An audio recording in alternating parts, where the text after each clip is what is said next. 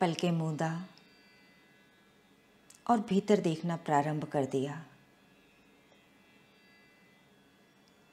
फुर्सत मिलते ही सभी रंजिशों को भुला देना।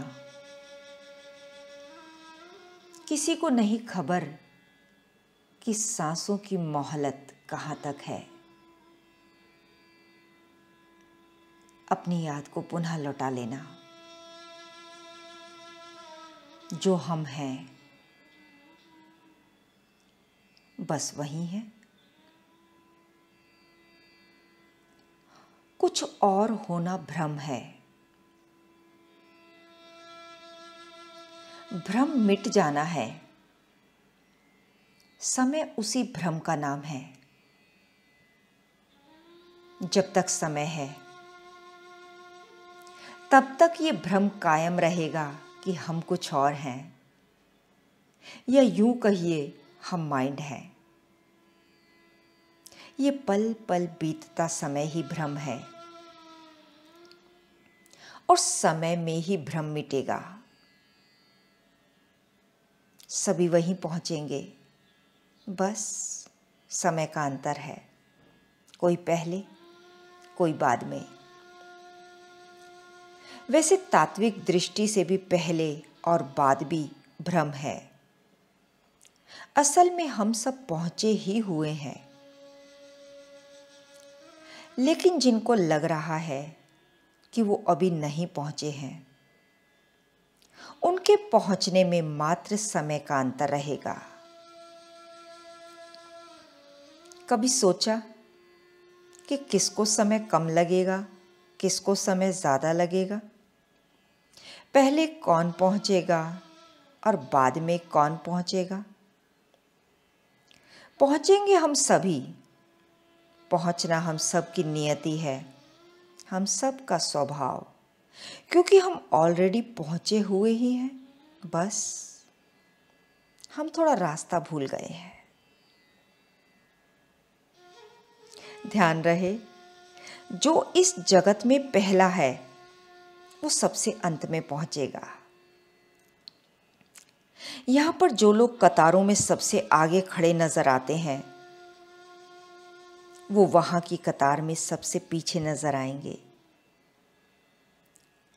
जो भी यहां इस दुनिया में बिल्कुल आगे खड़े हैं, उनका मानना है कि यही तो दुनिया है, इसी को जीतना है, इसीलिए सबसे आगे भागना है। काश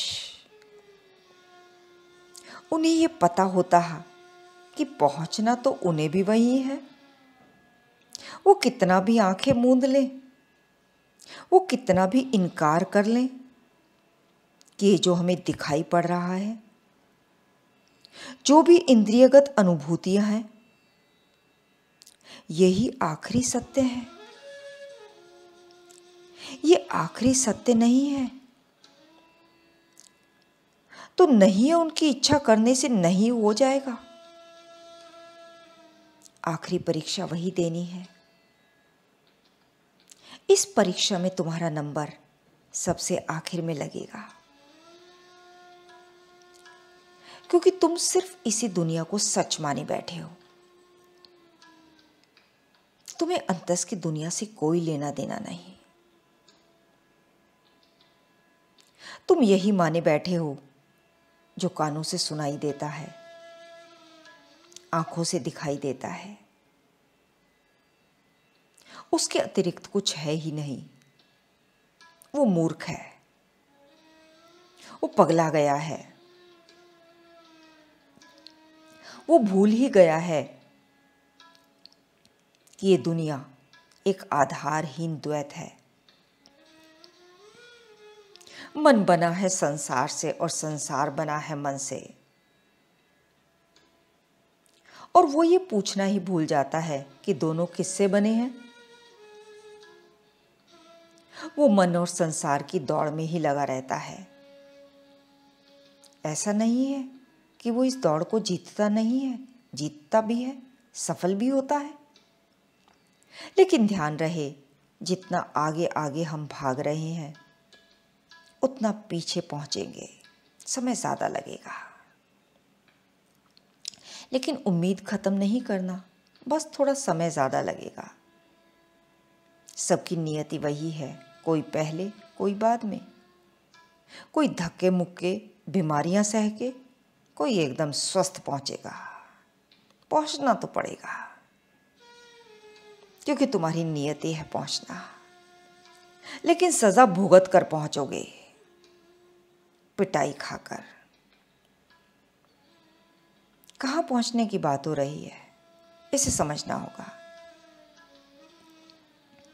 एक संसार ये है जो आंखों से दिखाई देता है, कान से सुनाई देता है, पदार्थ, मैटर, जो कुछ भी हम कहते हैं वो यही संसार है। लेकिन कुछ और भी है ऐसा जो न आंखों से दिखाई देता है, न कान से सुनाई देता है, लेकिन फिर भी है यही अंतस की दुनिया, ये असली दुनिया है। प्रेम को आप आंख से नहीं देख पाओगे, आनंद को आप हाथ से पकड़ नहीं पाओगे, मुक्ति का आप कोई चित्र नहीं बना पाओगे, सत्य का कोई नाम नहीं होता, बस सत्य शिव होता है, सुंदर होता है। यही है वास्तविकता। और इन्हीं की दुनिया में तुम आखिरी रहोगे। जो द्वैत की दुनिया में सबसे आगे है, वो अद्वैत की दुनिया में आखिरी रहेगा। उसे न सत्य मिलेगा, न प्रेम, न आनंद, न ही मुक्ति। जो खूब पदार्थों के पीछे भाग रहा है, जो खूब प्रतिष्ठा कमा रहा है, जिसने जमीन को, पत्थर को, आसमान को ही सच मान लिया है, वो असली दुनिया में, अंतस की दुनिया में, अपनी भीतरी दुनिया में, जहां उसका असली घर है, वहां वो तड़पेगा, वहां उसे कुछ ना मिलेगा, वहां वो कतार में आखिर में मिलेगा। जो बाहर से अपने को खूब भर लेगा, वो अंदर से खाली होता जाएगा। उसके भीतर न शांति, न शक्ति, न प्रेम, न आनंद, न मौत। दूसरी तरफ जो बाहर से अपने को खाली करेगा, वो अंदर से उतना ही भरा रहेगा। इन दोनों घटनाओं में अंदर से भरना पहले आता है। जो अंदर से भरोगे, भीतर एक तृप्ति की अनुभूति होगी। तुम पाओगे कि बाहर बाहर कुछ पकड़ने की आवश्यकता ही कम से कम होती जा रही है। जितना प्रेम से भरे हुए होगे, उतना छीन झपट कम करोगे।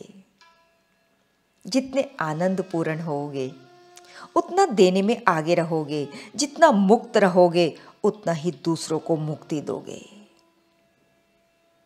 एक है असली, एक है भ्रम, और ये दोनों अलग अलग आयाम हैं। जो भ्रम को ही असली मानेगा, वो असली से चूक जाएगा, और जिन्होंने असली को पा लिया, वो इसकी परवाह नहीं करेंगे। और असली ही अंतस की, हमारी असली धारा यही है हमारी नियति। और हम बहुत तकदीर और तदबीर वाले हैं कि हमको ऐसी दिशा मिली जो हमें निरंतर हमारे अंधेरों से बाहर निकाल रही है। बस थोड़ा होश पूर्ण रहना होगा। थोड़ी देर कुछ नहीं करना, केवल देखना। देखने के लिए मालिक ने हम सबको 3 आंखें दी, 2 बाहर की ओर और तीसरी भीतर की ओर। दुनिया 2 से बनी, उसको देखने के लिए आंखें भी 2 हैं, लेकिन स्वयं प्रभु एकत्व की स्थिति में है, निरंतर चहुओर विराजमान है। लेकिन मन माया के बादलों ने उस महासूर्य को ढांक लिया है। वो अपने आप में तटस्थ जगमगा रहा है। वो चेतन, कॉन्शियस हम सब का स्वरूप है। थोड़ी देर अपने स्वरूप में स्थित रहना। परंतु जन्म से ही हम इससे वंचित हो गए। हमने अपनी थर्ड आई के प्रति बहुत उदासीनता दिखाई। हमने इसके महत्व को कभी ना जाना। यही सुनते रहे कि तीसरी आंख तो केवल महात्मा संतों के पास होती है, हम सब के पास कहाँ है। लेकिन हम सब के पास बराबर है। जन्म से ही उस परमात्मा ने हम सब को भीतर देखने के लिए थर्ड आई के रूप में प्रदान की है। इसी को इनर आई भी कहा जाता है। इसी से मिलने को मेडिटेशन कहा जाता है। जब तक मन माया का विस्तार है, भीतर अहंकार है, समझ लेना केवल मन का विस्तार है। तुम मौन हो जाना। चारों तरफ बिखरती चेतना को अंदर भीतर की ओर प्रवाहित कर लेना। अगर मन जैसी वस्तु अपने स्वभाव में है तो मैं चेतन कॉन्शियस होकर अपने स्वभाव में क्यों नहीं। परंतु हम पर में जी रहे हैं, स्व में नहीं। पर में सुख, शांति, आनंद कहाँ मिलेगा। सावधान रहना, अपने आप में रहना। तुम हर स्थिति का अनुभव लेना। इसी अनुभव के लिए हम भगवद गीता का अभ्यास कर रहे हैं। नेक्स्ट श्लोक में भगवान कह रहे हैं, घोड़ों में अमृत के साथ उत्पन्न होने वाला उच्च श्रवा नामक घोड़ा, श्रेष्ठ हाथियों में ऐरावत नामक हाथी और मनुष्यों में राजा मुझको जान। इसको ध्यान से समझना होगा। घोड़ा किसका प्रतीक है? विचारों का, मन का। तुम्हारे विचार घोड़े की तरह भागते हैं। तुम्हारे विचारों से हमें कोई प्रॉब्लम नहीं है, लेकिन वो विचार कैसे होने चाहिए? अमृत के समान उत्पन्न होने वाला उच्च श्रवा। तुम्हारे उन विचारों को हम यहाँ जगह देते हैं जो अमृत के रस में डूबा हुआ सद्गुरु है। उसके श्रवण से जो उच्च विचार उत्पन्न हुए हैं वही है उच्च श्रवा। गुरु कौन? जो अमृत हो गए हैं, जिन्हें भान है कि केवल देह मरता है और देह के मरने से पहले पहले इसको सदुपयोगिता में उतार देना है। गुरु जो अमृत के अंदर खो गए हैं, ऐसे व्यक्ति के साथ जो भी तुमने श्रवण किया वो सब उच्च श्रवण है। चाहे कुछ भी सुना, लेकिन उनके विचार तुम में घोड़े की तरह घूमते रहते हैं, वही है उच्च श्रवा। वो भगवान कह रहे हैं वो मेरी विभूति है। तुम कुछ भी सुनो, सभी ईश्वर है यहाँ। लेकिन जो तुमने अमृत रूपी माध्यम से सुना, जो अमृत मंथन से निकला, उच्च श्रवा, वो घोड़ा निकला। उच्च श्रवण के जो भी विचार चल रहे हैं वो विभूति मैं हूं। भगवान कह रहे हैं मैं उन्हीं से मिलूंगा जो उच्च श्रवा है। इसी श्लोक को हम नेक्स्ट वॉल्यूम में और डिटेल से जानेंगे। ऐरावत हाथी कौन और मनुष्यों में राजा कौन। तब तक इंतजार के पलों में रहना। लम्हा लम्हा इंतजार किया उस लम्हे के लिए, और वो लम्हा आया भी तो बस एक लम्हे के लिए। गुजारिश है यह खुदा से कि काश वो लम्हा फिर से मिल जाए, बस एक लम्हे के लिए। उसकी याद में डूब जाना,